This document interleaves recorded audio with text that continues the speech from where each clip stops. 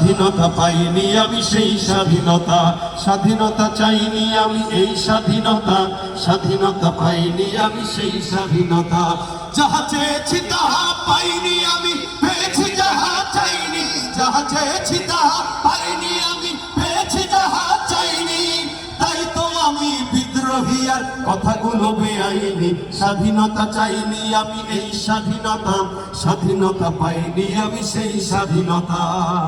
আজ স্বাধীনতা যেন মামার হাতের পান্তা ভাতার মোয়া, স্বাধীনতা যেন শহীদ মিনার ফুলের মহড়া দেয়া, স্বাধীনতা যেন মামার হাতের পান্তা ভাতার মোয়া, স্বাধীনতা যেন শহীদ মিনার ফুলের মহড়া দেয়া।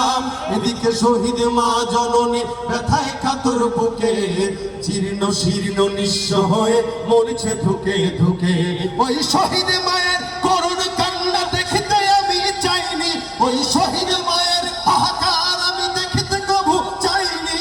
তাই তো আমি বিদ্রোহী আর কথাগুলো বেআইনি, স্বাধীনতা চাইনি আমি এই স্বাধীনতা, স্বাধীনতা পাইনি আমি সেই স্বাধীনতা। আজ স্বাধীনতা যেন লেখনির নামে ধর্মকে দেয় গালি, শিক্ষার ঝুলি মাথায় দিয়েও বিবেক দিয়েছে বলি। আজ স্বাধীনতা যেন লেখনির নামে ধর্মকে দেয় গালি, শিক্ষার ঝুলি মাথায় নিয়েও বিবেক দিয়েছে বলি। আবারও বলতে চাই, 24-এর স্বাধীনতার পরে কোন নাস্তিক বেঈমান যদি আবার বলতে চায় যে 2024 সালেও যদি হিজাব পড়তে হয়, এই সমস্ত নাস্তিকদেরকে আবারও বাংলার জমিনে মানুষ তাদের বিচার করে ছাড়বেই ছাড়বে ইনশাআল্লাহ।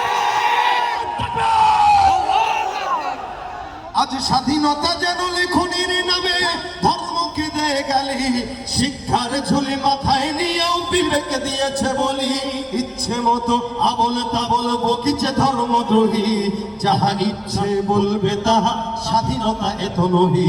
এই স্বাধীনতা মানে ধর্মে আঘাত দেখতে আমি চাইনি, এই স্বাধীনতা নামে ধর্মে আঘাত দেখতে আমি চাইনি। তাই তো আমি বিদ্রোহী আর কথাগুলো বেআইনি, স্বাধীনতা চাইনি আমি এই স্বাধীনতা, স্বাধীনতা পাইনি আমি সেই স্বাধীনতা। স্বাধীনতা চাইনি আমি এই স্বাধীনতা, স্বাধীনতা পাইনি আমি সেই স্বাধীনতা। ঠিক কিনা?